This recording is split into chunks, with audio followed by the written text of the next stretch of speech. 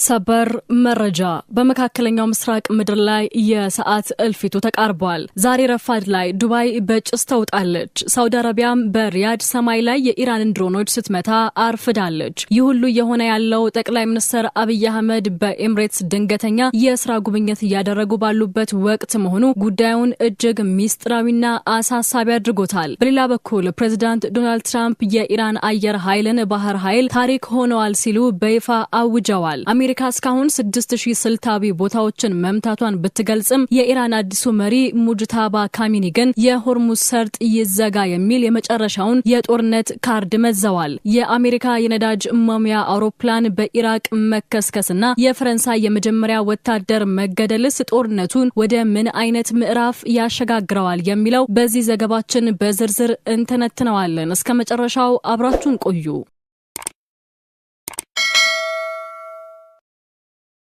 ዓለም በከፍተኛ ስጋትና ድንጋጤ ውስጥ በወደቀችበትና በዚህ የአርብ ጠዋት በመካከለኛው ምስራቅ የንግድና የፋይናንስ ማዕከል በሆነችው ዱባይ ላይ አስደንጋጭ ፍንዳታዎች ተሰምተዋል። በከተማዋ ሰማይ ላይ ጥቅጥቅ ያለ ጥቁር ጭስ እየታየ ሲሆን ፍንዳታው በተለይ አልቁዝ በተባለ የኢንዱስትሪ ቀጠና ላይ መከሰቱን የአይን እማኞችና ዓለም አቀፍ የዜና ወኪሎች ዘግበዋል። የዱባይ ሚዲያ ቢሮ ባወጣው መግለጫ የተሳካ የሚሳኤል መጥለፍ እርምጃ ከተከናወነ በኋላ የወደቁ ፍርስራሾች በአንድ ህንጻ ላይ መጠነኛ ጉዳት አድርሰዋል ቢልም የጭሱ ግዝፈት ግን እስከ ዝነኛው ቡርጅ አል አረብ ሆቴል ድረስ መታየቱ የጥቃቱን አስፈሪነትና የቀጠናውን ደህንነት አጠራጣሪ አድርጎታል። ይህ ጥቃት የተፈጸመው የኢትዮጵያው ጠቅላይ ሚኒስትር አብይ አህመድ በዱባይ የስራ ጉብኝት እያደረጉ ባሉበት ወቅት መሆኑ ጉዳዩን ይበልጥ አነጋጋሪ አድርጎታል። ጠቅላይ ሚኒስትሩ ከአቡዳቢው አልጋ ወራሽ መሐመድ ቢን ዛይድ ጋር በቀጠናው ደህንነትና በሁለትዮሽ ጉዳዮች ላይ ለመምከር ዩኤኢ በገቡ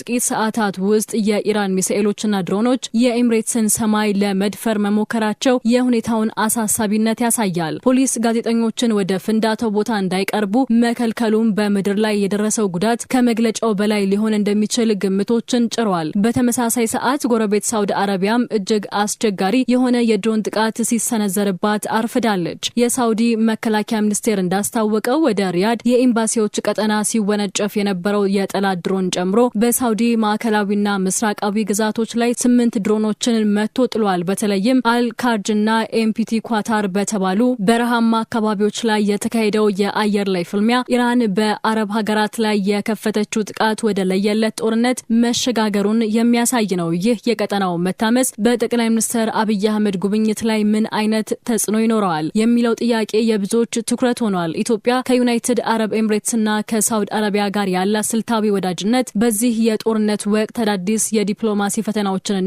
እድሎችን ይዞ መጥቷል። የዱባይ ጭስና የሪያድ ፍንዳታ ጦርነቱ 14ኛ ቀኑን ሲይዝ ከኢራን ድንበር አልፎ መላውን የባህረ ሰላጤ ሀገራት የጦር ቀጠና እያደረጋቸው መሆኑን ጥልቅ ማሳያ ነው። የአሜሪካው ፕሬዝዳንት ዶናልድ ትራምፕ በትሩዝ ሶሻል ማህበራዊ ገጻቸው ላይ ባሰፈሩት እጅግ ኃይለኛና ያልተጠበቀ መግለጫ አሜሪካ የኢራንን አገዛዝ ሙሉ በሙሉ እየደመሰሰች መሆኑን ለዓለም አውጀዋል። ትራምፕ በመግለጫቸው አሜሪካ ኢራንን በወታደራዊ በኢኮኖሚና በሌሎች መንገዶች ወደማትመለስበት የጥፋት አዘቅት ውስጥ እየከተተቻት መሆኑን ገልጸው የኢራን ባህር ኃይል አሁን የለም፣ አየር ኃይላቸውም ታሪክ ሆኗል፣ ሚሳኤሎቻቸው፣ ድሮኖቻቸውና ሌላውም ወታደራዊ አቅማቸው ሙሉ በሙሉ ወድሟል ብለዋል። ትራምፕ አክለውም የኢራን መሪዎች ከምድረ ገጽ እየጠፉ መሆናቸውንና አሜሪካ ወደር የሌለው የመምታት አቅም፣ ያልተገደበ ጥይትና በቂ ጊዜ እንዳላት አስታውቀዋል። ዛሬ በእነዚህ እብድ ወንጀለኞች ላይ የሚሆነውን ተመልከቱ በማለት የመጨረሻ የሚመስል ማስጠንቀቂያ ሰጥተዋል። ፕሬዝዳንቱ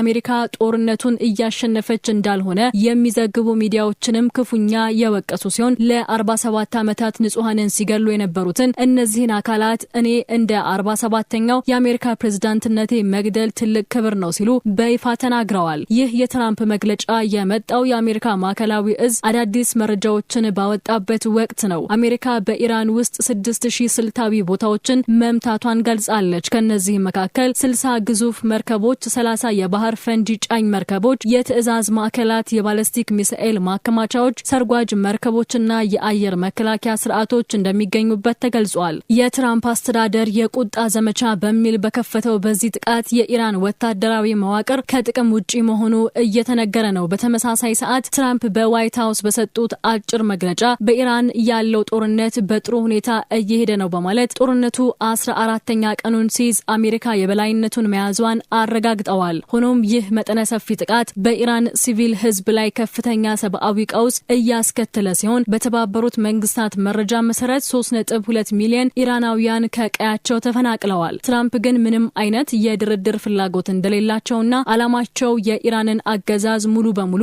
ማጥፋት መሆኑን በድጋሚ አረጋግጠዋል። የመካከለኛው ምስራቅ ጦርነት 14ኛ ቀኑን በያዘበት በዚህ ሰዓት በቴህራን ቤተ መንግስት ውስጥ ትልቅ ጥርጣሬና ስጋት የፈጠረ ክስተት ተከስቷል። ከአባታቸው አሊ ካሚኒ መገደል በኋላ ስልጣኑን የተረከቡት አዲሱ የኢራን የበላይ መሪ አያቶላ ሙጅታባ ካሚኒ ለመጀመሪያ ጊዜ ለህዝብ መግለጫ ሰጥተዋል። ሆኖም ይህ መግለጫ የተሰጠው መሪው በካሜራ ፊት ቀርበው ንግግር በማድረግ ሳይሆን በጽሁፍ ተዘጋጅቶ በመንግስት ቴሌቪዥን በንባብ እንዲቀርብ በማድረግ ነው። ይህ ሁኔታ መሪው የት ገቡ፣ ለምን በአካል አልታዩም የሚለውን ጥያቄ በዓለም አቀፍ ደረጃ አስነስቷል።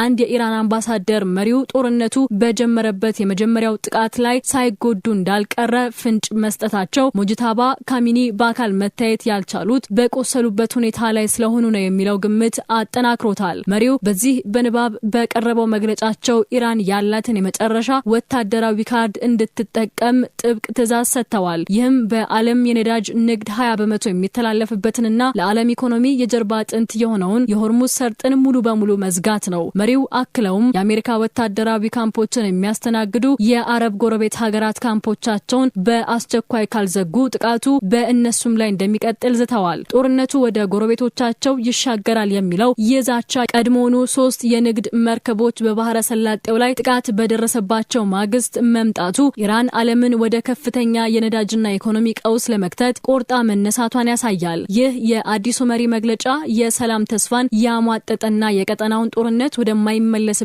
ምዕራፍ ያሸጋገረ ሆኗል። የመካከለኛው ምስራቅ ጦርነት 14ኛ ቀኑን ሲይዝ በወታደራዊ ግንባር ያልተጠበቁና አሳሳቢ ክስተቶች ተከስተዋል። የአሜሪካ ማዕከላዊ እዝ በሰጠው አስቸኳይ መግለጫ አንድ ኬሲ 135 የተባለ ግዙፍ የነዳጅ መሙያ አውሮፕላን በምዕራብ ኢራቅ ምድር ላይ መከስከሱን አረጋግጧል። ይህ አውሮፕላን በአሜሪካ አየር ኃይል ውስጥ ኦፕሬሽን ኢፒክ ፊር የተባለውን በኢራን ላይ የሚካሄደው መጠነ ሰፊ ጥቃት የጀርባ አጥንት ሆኖ የሚያገለግል ሲሆን ስራውም የጦር አውሮፕላኖች ሳይመለሱ በአየር ላይ ነዳጅ እንዲቀዱ ማድረግ ነበር። ምንም እንኳን አሜሪካ አደጋው በጠላት ጥቃት ሳይሆን በሁለት አውሮፕላኖች መካከል በተፈጠረ ክስተት የተከሰተ ነው ብትልም በረሃው ላይ የወደቁትን የአውሮፕላኑ ሰራተኞች ለመታደግ የተጀመረው የነፍስ አድን ስራ አሁንም በከፍተኛ ውጥረት ውስጥ ቀጥሏል። ይህ አደጋ አሜሪካ በቀጠናው ለምታደርገው የአየር የበላይነት እንቅስቃሴና ለረጅም ሰዓታት የሚቆዩት የድብደባ ዘመቻዎች መጠነኛ እንቅፋት ሊፈጥር እንደሚችል ወታደራዊ ተንታኞች ይገምታሉ።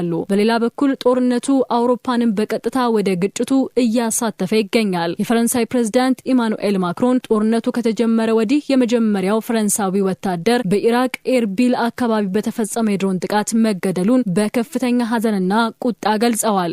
መኮንን አርኖ ፍሪዮን መገደሉን ተከትሎ ማክሮን ባስተላለፉት መልእክት የፈረንሳይ ወታደሮች በኢራቅ ያሉ ሽብርተኝነትን ለመዋጋት እንጂ ለኢራን ጦርነት አይደለም ሲሉ አስታውቀዋል። የኢራን ጦርነት በኢራቅ ባሉ የጸረ ሽብር ኃይሎች ላይ ጥቃት ለመፈጸም ሰበብ ሊሆን አይገባም ሲሉ የቴህራን ጠንከር ያለ ማስጠንቀቂያ ሰጥተዋል። ይህ የፈረንሳይ ለቴህራን ጠንከር ያለ ማስጠንቀቂያ ሰጥተዋል። ይህ የፈረንሳይ ወታደር ሞት እንደ ፈረንሳይ ያሉ የአውሮፓ ሀገራት በኢራን ላይ ያላቸው አቋም ይበልጥ እንዲጠነክርና ምናልባትም በቀጥታ ወደ ጦርነቱ እንዲገቡ ሊያደርጋቸው እንደሚችል ተፈርቷል። ፕሬዝዳንቱ ዶናልድ ትራምፕ በበኩላቸው ጦርነቱ በጥሩ ሁኔታ ላይ ነው በማለት ዘመቻው ተጠናክሮ እንደሚቀጥል ቢገልጹም በምድር ላይ ያለው ሰብአዊ ቀውስ ግን እጅግ እየከፋ ነው። በተባበሩት መንግስታት የላቀ መረጃ መሰረት በኢራን ውስጥ ብቻ 3.2 ሚሊዮን ዜጎች ከመኖሪያ ቀያቸው ተፈናቅለዋል። እስራኤልም በበኩሏ የኢራን መንግስት እንዲወድቅና ህዝቡ ለተቃውሞ እንዲወጣ ምቹ ሁኔታን እየፈጠርኩ ነው ስትል በቴህራንና በቤሩት ላይ የጀመረችውን አውዳሚ አየር ድብደባ ቀጥላለች። ዛሬ ዓለም ትንፋሿን ውጣ የምትጠብቀው ይህ የ14 ቀናት ጦርነት ወደ ዓለም አቀፍ እልቂት እንዳይቀየር ነው። ውድ የቻናላችን ቤተሰቦች መካከለኛው ምስራቅ አሁን ካለችበት ውጥረት አንጻር ነገ ምን ሊፈጠር እንደሚችል መገመት እጅግ አስቸጋሪ ሆኗል። ጦርነቱ ከኢራን ድንበር አልፎ ዱባይና ሪያድን እያንኳኳ ባለበት በዚህ ሰዓት የዓለምን ሀያላን ሀገራት አሰላለፋቸውን እያስተካከሉ ይገኛሉ። ትራምፕ ጦርነቱ በጥሩ ሁኔታ ላይ ነው ቢሉም የኢራን የሆርሙዝ ሰርጥን የመዝጋት ዛቻ ግን መላውን ዓለም ወደ ከፋ ኢኮኖሚ ቀውስ ሊከተው ይችላል የሚል ስጋት ነክሷል። እንደነዚህ ያሉ ትኩስና ሰፋ ያሉ መረጃዎች በየቀኑ እንዲደርሷችሁ ደግሞ ቻናላችንን ሰብስክራይብ ማድረጋችሁንና የደውል ምልክቷን መጫን አትዘንጉ። ቪዲዮ መረጃ ሰጥቶናል ብላችሁ ካመናችሁ ላይክ በማድረግ አጋርነታችሁን አሳዩን። በሌላ አዲስ ሰበር ዘገባ እስከምንመለስ ሰላም ቆዩ።